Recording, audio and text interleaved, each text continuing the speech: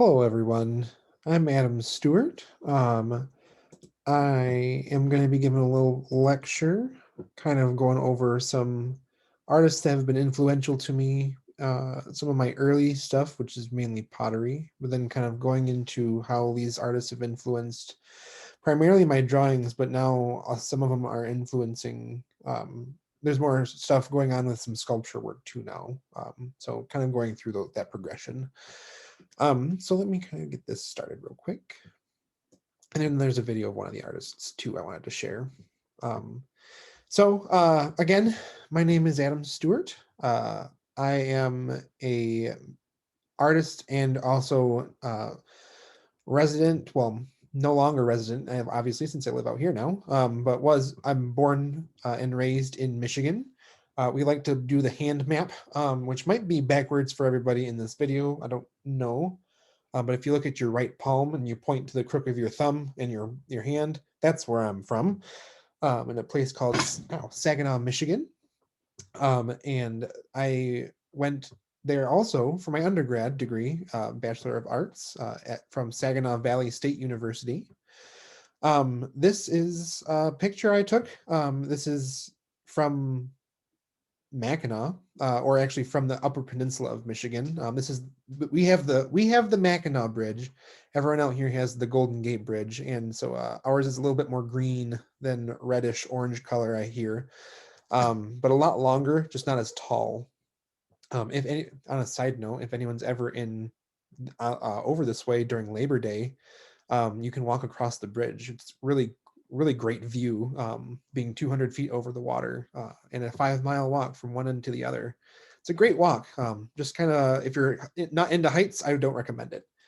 But that this is where I'm from though, and primarily in my early stuff, which is kind of what I'm going to be talking about first, is um, pottery and ceramics was really and is still really a huge part of my life. And then I'm going to kind of devolve into talking about a few artists that I really appreciate and follow or have learned from, and then how those relate to some drawings, and then looking at some pieces that I have in process right now, including some sculpture. A lot lately, I've been working with some drawings though, including some self-portrait stuff like this right here. And I really like working with, as a drawing medium, charcoal and pencil primarily, but some ink work as well. So early on, in my undergrad, and then through until now, pottery has been a huge part of my artistic influence, or artistic practice, I should say. Um, there's a lot of tactility that's involved with clay. It's a very hands-on material. You get very dirty, which is great. And then this ball of mud that you transform into this, elegant, beautiful piece of artwork, or piece of pottery, or a bit of both.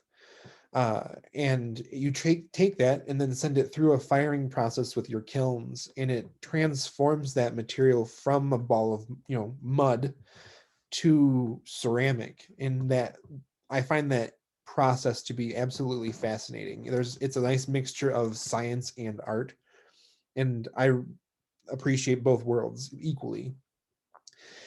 And something about that transformation also is really metaphorical, and um, I think that transition and change is, in this sense, is really interesting, and it's a very positive aspect, kind of like a metamorphosis of changing. And then there's also the aspect that pottery is a very personal medium, or personal, I guess, not medium, because the clay is the medium, personal interaction with this functional piece of artwork. There's often a kind of a contention in the art world that pottery isn't necessarily a fine art, more so that it's just a craft. And I kind of disagree with that. That some pottery can be just pottery, but some pottery I think is artistic as well, or it has artistic context. And I think that that interaction that someone has with, let's say, a cup that someone made, or a bottle, a vessel that holds some kind of liquid or food, or even just a bowl like that, something that you're eating from. That interaction is really significant. And I find that very intriguing, that someone is enjoying themselves while they are using something that I made with my hands. And it's very rewarding, when someone appreciates those things that you've made. And obviously, the bottle is one of the things, as you can see in these pictures, the bottle is one of my favorite types of vessels to work with. So, through undergrad, though, one of the most influential artists that I was introduced to is an artist named Yayoi Kusama. She is now back in Japan, but in the 70s and 80s, she was working out of New York City. But she has work all across the world. But her primary residence and her practice now is all in Tokyo, Japan. Uh, she's older now. I think she's in her late 80s or early 90s. But I think she has a lot of history to tell in her artwork, but then in herself, like her character herself. And I think, like, in this particular case, she's made herself into her own artwork, as if she's the actor in her own play kind of aspect. She's avant-garde pop art as well. The scene that you see before you right now, the polka dots and the design work of the furniture, her outfit, and everything is of her earlier works, her kind of pop art and avant-garde, like I said, styles. Um, Very design centric, and then also just exploring things such as the polka dot. That's a very influential just shape that kind of shape, no pun intended with that, shaped her artistic career, is the polka dot. Um, but I tend to focus more on her later works, in her early 2000s works, where she's taking very large panels. These are often several feet long, and several feet wide, on large panels that are originally done on vinyl or paper, and then they're transferred as silk screens for acrylic on canvas.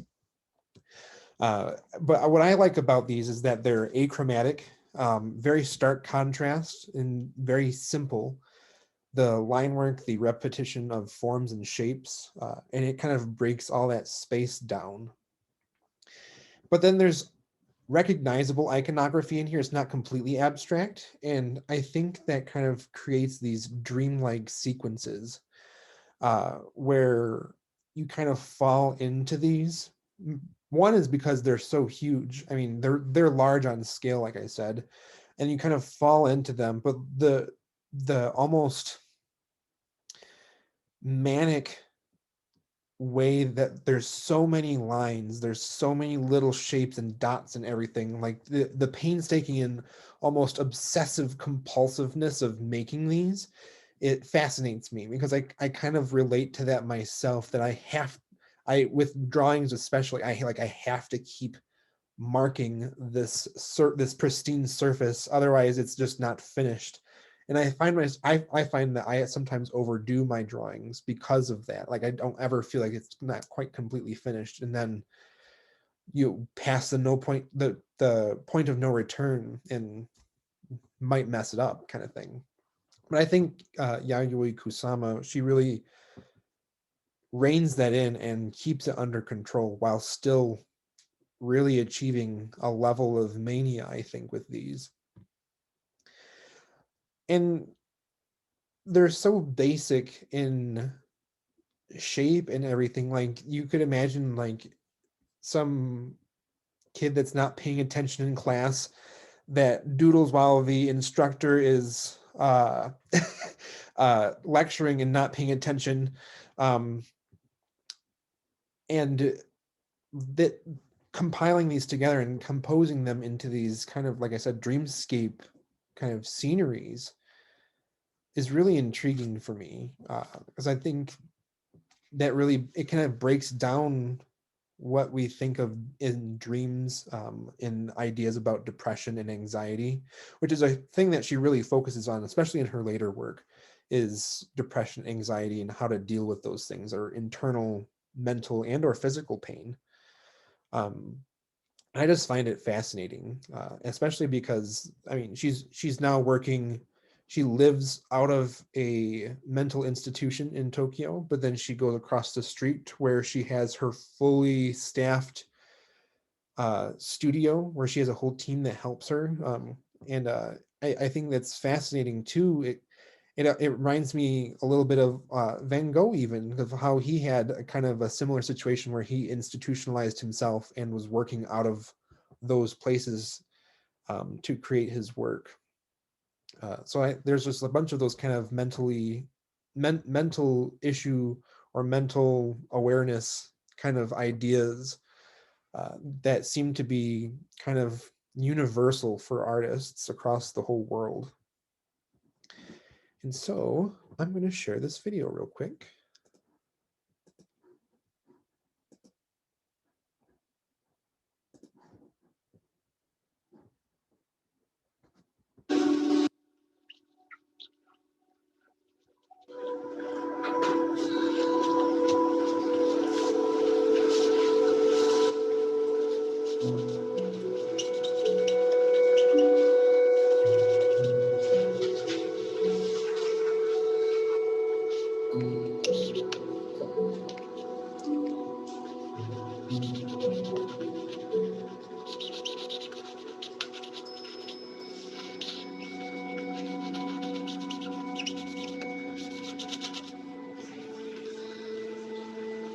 私の希望というのは将来芸術家になることだったの。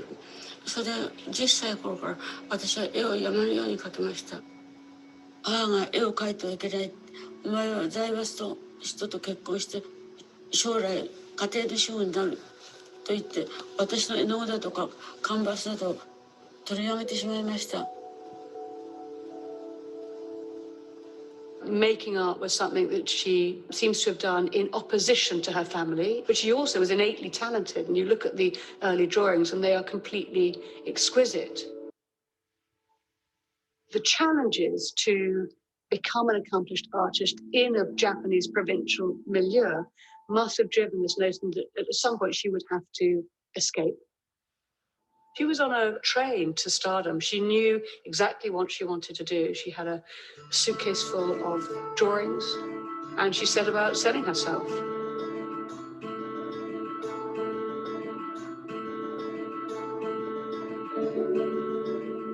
New York に着いた時に初めてエンパイアステートビルに乗って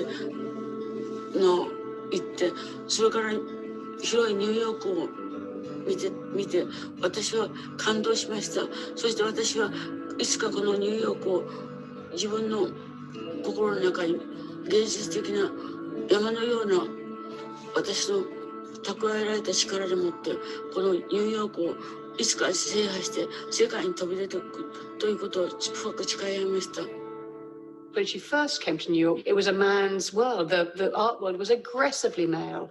It was a cutthroat period, you know. I think it was very difficult to be a woman artist. そしてニューヨークでもって私は死に物狂いで戦いました。美術のことで。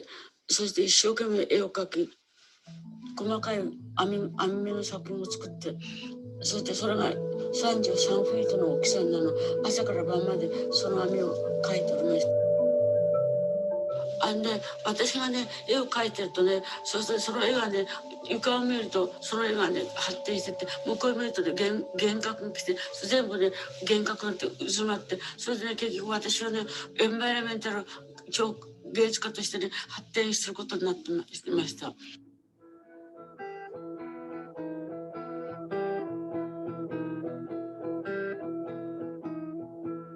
She was taking away your ability to focus, breaking all boundaries of space. And the exhibitions that I had, in particular the Peep Show, that did the job.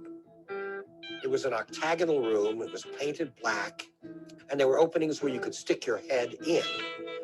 And the ceiling of it set up a series of lights. The rhythm of that machine was faster and faster.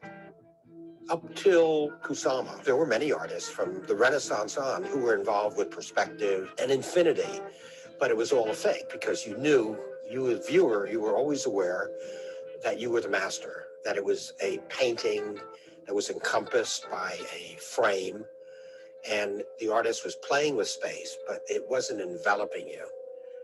脅迫的に押し寄せてくる集積、弾痕の集積といったものは私の大いに興味を惹かれる作品のテーマであります。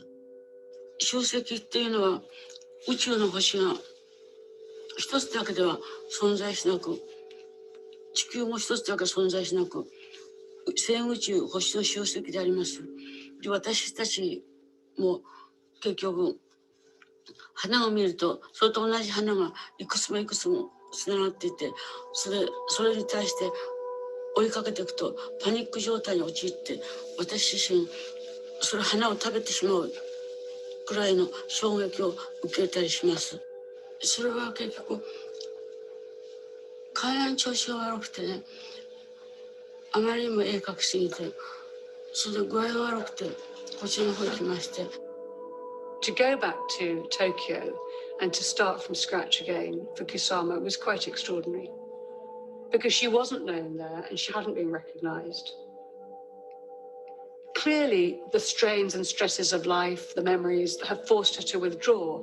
But what she's always done, she has always managed that process incredibly well.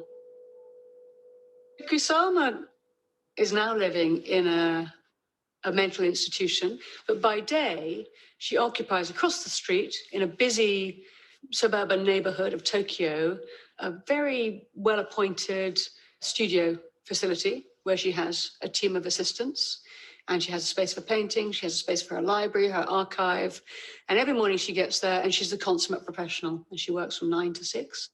And I think there's a sort of a managing madness about Kusama, which is so utterly sane, which is really interesting.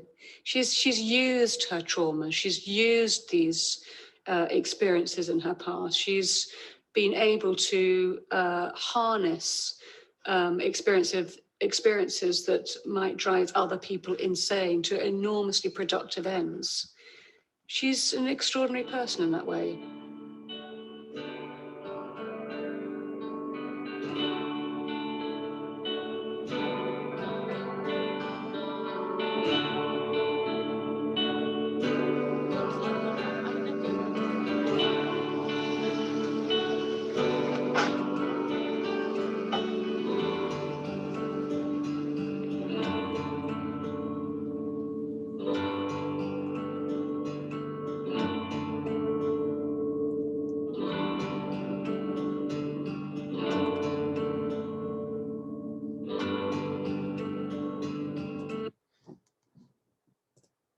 The polka dot. Okay. So these are some of the drawings that I've been doing since being introduced to her work. Again, kind of going over some of the ideas that she was talking about. Internal pain, depression, anxiety, those kinds of things. Those are a little bit of what I touch on with a lot of my art, or that's what I'm thinking of anyway, while I'm making a lot of my art, drawings and or sculpture. With these ones, they kind of stemmed from wanting to create these haphazard compositions, breaking the space up by using varying line width and contrast, the parallel lines that you can see through these two pieces here, and then the other ones that you'll see, kind of help push those different planes of visual expression forward and back, like the separation of the background and the foreground by the repetition of those thin lines. And I found as I was making these kind of ribbons, these blank white ribbons, that there were little faces and things hidden, and creatures and critters kind of hidden throughout those ribbons. And so arbitrarily assigning these lumps and curves to mouths and noses and other things like that, and then creating these little faces as these ribbons progress down or over or throughout the piece. And then as those progressed, it ended up looking like that they were having a conversation with each other, whatever these two opposing lines, forces, faces, characters. So then I was kind of thinking of, well, what were these characters saying? What was the conversation that was going on here? And I ended up choosing completely random phrases from a random phrase generator, just Googling random phrase generator and finding something like that. And so with doing that, I'm trying to relate these more so as conversations you just might come across in everyday life kind of thing. So walking down the street and you come across two random strangers that are in conversation with each other. What snippet do you hear? So it's kind of like eavesdropping on people, I guess, or just hearing their conversation and wondering what that story was that you caught a snippet of. And instead of doing something intentional where it would have some kind of deep significance, I opted for a completely random, and maybe those completely random things then fit with the drawing. I draw the faces first, and then kind of include words in the spaces that are left over with these newer ones. And I don't know if it's truly effective or not, but I thought that it was better to have them saying something than not, sometimes anyway. And it was an interesting experiment to say the least. Um, and how those interact with each other, I think, is something I want to explore more into. And then trying to think of how this can be more activated as a surface, not necessarily just completely flat little drawings, but more of a thing that comes into your space. So those are kind of ideas I'm thinking of right now for this series of drawings that I'm working on. And I found that manic, obsessive compulsive kind of need to get those marks down on the paper was really enthralling and almost kind of phased out in my mind, kind of like how I attribute that to kind of how while I'm throwing on the wheel with the potter's wheel, I kind of zone out and just get so concentrated, everything else kind of fades into the background. And doing something like this drawing kind of did the same thing. It's almost a meditative experience. But then I noticed that as my hands first initial ones, as my hand would go across the surface, some little like tremor in my hand or something would cause a little bump, and then I just followed that contour, and then it would change over time, and then it ended up being this kind of zoomed out topographical experience. And it's tying. I thought that it tied pretty well into connection to earth, which is what like pottery is, being clay and firing it and whatnot, your connection to earth. That's kind of a really important subject matter or themes that I'm trying to play with these pieces. Another artist that's influential to my work, especially with sculptural pieces these days, is Alberto Giacometti, born 1901 in Switzerland, but he has a lot of pieces in New York City, and then really across the world, but he's mainly based in Europe. Um, he worked primarily in clay as his initial medium, but then has his sculptures cast in mainly bronze, which is what both these finished sculptures here are bronze pieces. My first experience with Giacometti was back in my home state of Michigan at the Detroit Institute of Art. There was a Giacometti sculpture, very much like the walking figure on this right side here. Um, and it's about 8 or 9 feet tall from what I remember. And so you really have to kind of look up into the face of this abstracted, stretched out human form, and it's a very peculiar experience, really, just because of how bizarre it is from what a standard human figure would look like.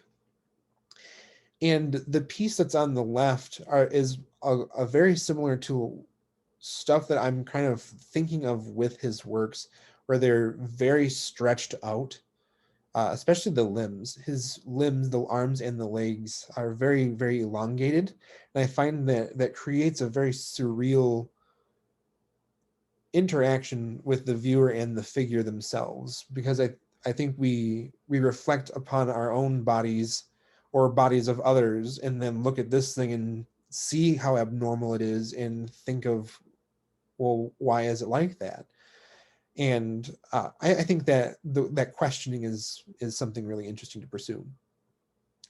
But something that I want to try to express more with my sculptures and drawings of figures is I want to activate a little bit more animism into them, a little bit more life. I found I like his style, but in essence, I want my pieces to look like they're moving, not necessarily literally moving, but implied movement more. Which he's getting a little bit here with, obviously, with this walking forward stance, but with his just standing erect, like monolithic type of pieces, that there isn't very much movement at all, and it's more like a very surreal, almost horror like forest diorama that you might walk through.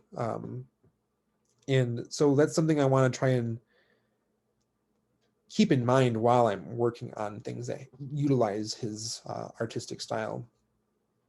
The other artist for sculpture that I've been looking at is kind of on the opposite spectrum with the style here, Henry Moore, UK artist from 1898, but working in primarily in the 50s, 60s, late 70s.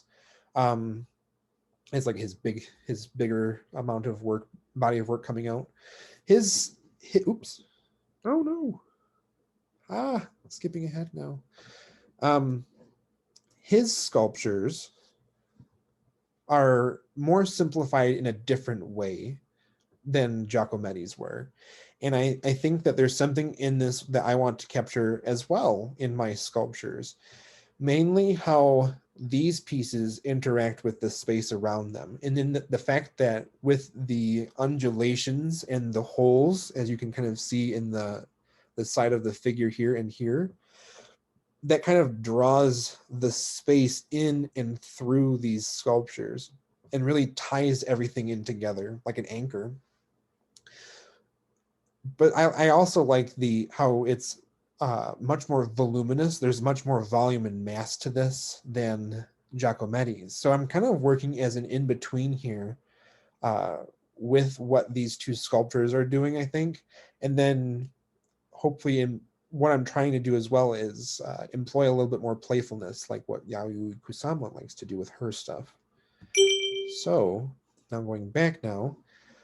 So a lot of my drawings are, of late especially, are of these simplified figures. I've attributed the name Pookie to them just because I don't really have anything else to call them at the moment. And it kind of has been sticking as this kind of cute, goofy little word. Take it for what it is, I guess. Obviously, it's a working title. Let's leave it at that, I guess. It's a working title currently, the Pookies. But these are kind of my attempt at bridging that gap between the stretched out and kind of surreal, exaggerated, literal figure forms of Giacometti, but then making them more voluminous and smoothed out, kind of like Henry Moore. But I want them to be more animated and more kind of a reflection of myself, a reflection of anybody really, that they can take on any kind of form or shape or personality that you might attribute them to as you view these. And a big part of what these drawings were initially was to try and figure out how, one, these figures interact with the space around them, but then how do they interact with themselves? How do they, like internally or physically as well? How do they interact with other figures, as in this one or that group that was just previous? And then how do they interact with other materials, such as this black sludgy stuff?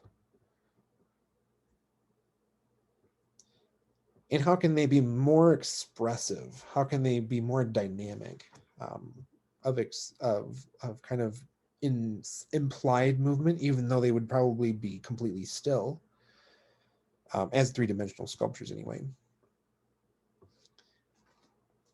And I've been finding that the drawing of these things that I want to turn into three-dimensional sculptures has allowed me to think more around corners of what are better ways or more creative ways of expressing this idea? How can I make it so it's not just a sculpture sitting on top of your standard cube pedestal? What are different ways that this thing can interact? And drawing has allowed me to do that, because it's two-dimensional. You can do literally whatever you want. If you don't like it, erase it. If you don't want to do that, chuck the piece of paper or turn the paper over and do a different doodle. With three-dimensional, that would be a bit more difficult, because you have a bunch of money involved with getting materials and all that time and stuff of building the thing. And then if it doesn't turn out, what do you do with this thing now? So doing these drawings is really allowing me to work that creative muscle to figure out exactly what do I want these figures to do. And it's also, of course, helping me practice working with my two-dimensional skills too. And any of that kind of thing is great. Something that we've read on in last semester is talking about the flux of how much you work. And I've found the more you work, the more constantly you work, the more improvement you see and the more efficient you get as well. So as that last drawing you see, which I arbitrarily currently call Candy, is going to be turned into a three-dimensional form. So what this is here is going to be the master die of a mold. And I'm going to be doing a few different kinds of molds for this, including sand casting, silicone mold, and then possibly lost wax as well, to do different kinds of materials with this singular form. And so my idea with that is, what does this given material bring to the table for this idea? So it's going to be made in ceramic. It's going to be made in plaster. It's going to be made, and this is styrofoam that's been carved and sanded down. I want to try and make it in glass. And then I also thought of, why not make a silicone mold and then pour cake batter and make a cake version of this figure? Whatever. That could be the piece too, and just maybe take a little chunk out of it with a fork and then have the fork sit next to it. I love the absurdity of those kinds of things. It can startle a chuckle or a laugh out of you. But that's the idea with this too, is to see exactly what each material brings to this idea. And so far it's been going really well. Currently these molds are drying though. The ceramic ones were a little bit iffy, because the physics of these is a little tough to work with, primarily the fact that ceramic likes to crack if it's not agreeing with the physics of what you've built. And so I've experienced a lot of cracks with my figure works, and trying to rethink of what can I do to negate those kinds of things, because these figures aren't going to last forever now because of that. One of them has already fallen apart into little chunks and pieces, so it has gone into the dumpster.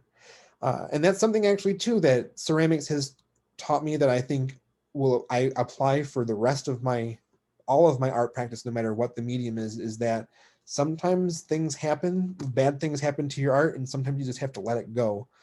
And ceramics, there's often chance of bad things happening, especially in the firing phase, for things to blow up, glazes to run and stick and do bad things. pieces to melt and not to fire properly. And so all those things have taught me to be much, much more patient and to accept the bad things and learn from the bad things. And I think I learned more from those mistakes and the bad things that happened to my works than I do with the successful ones. Just because then I know exactly what not to do and what I want to do even more. And kind of to start wrapping up with this, more drawings of these figures, and just these are more design drawings versus kind of being their own finished works.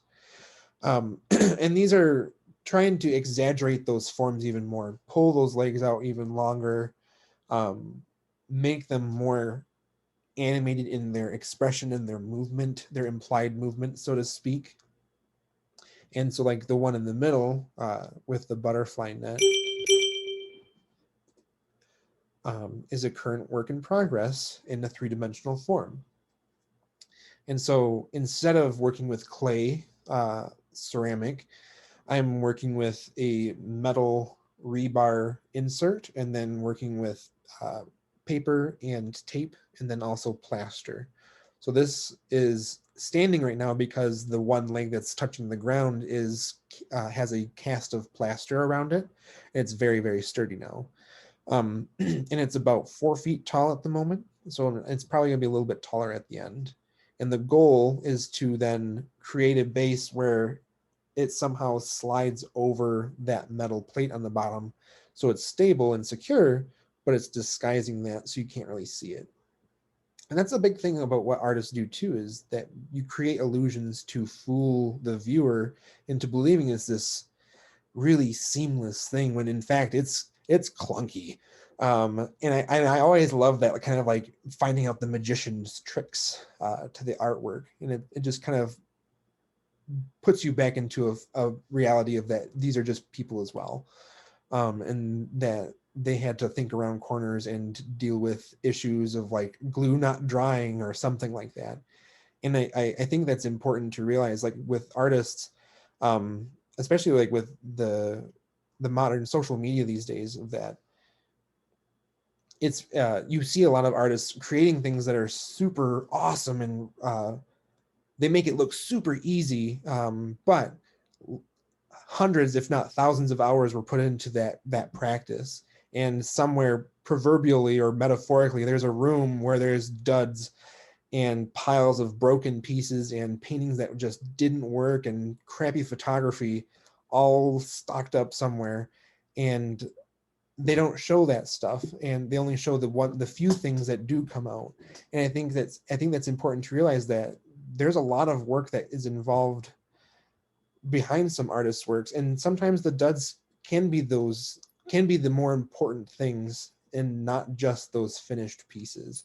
And that's something I'm trying to come to grips with myself with my own artwork, is that finished pristine piece isn't necessarily the thing that I'm valuing the most. It's honestly, it's the process of getting to that finished piece that I value the most in my artwork. And so it's a little bit different, I guess, a little haphazard and whatnot, but it's kind of how I've grown into this practice. Yeah, so thank you. That is it. Shameless plug down there, ams.mudworks for Instagram if anyone's wants to follow in or just like stuff. Yeah, thank you very much.